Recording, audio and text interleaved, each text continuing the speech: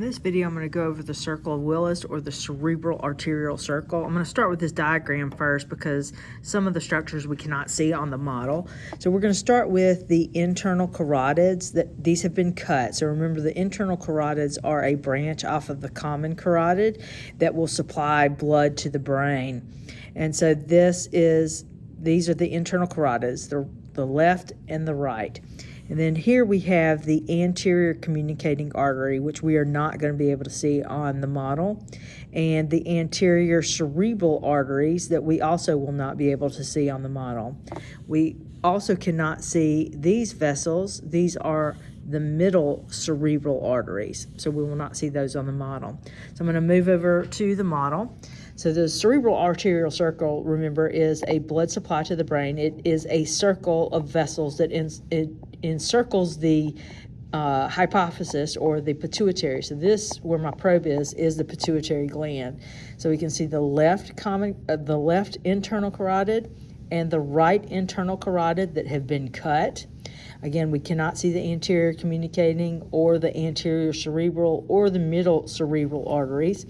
But from the internal carotids, we can see the posterior communicating arteries. And then this would be the right posterior cerebral artery. The left has been cut. Then if we come back here, so the internal carotids are one path of blood to the brain. And then we have the vertebral arteries that come through the transverse foramina of the cervical vertebrae. So here you can see the left vertebral artery and the right vertebral artery. And those would merge together into this large vessel called the basilar artery. Let's see if I can get a little bit closer here. So this is the basilar artery here. Okay. Now those are the only structures from your lab objectives that you need to know, so I'll go over there one more time.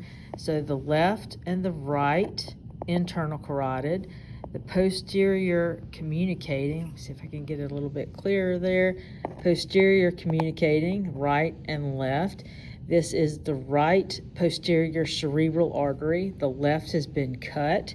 Then we have the left vertebral artery, the right vertebral artery, and they merge to form the basilar artery here.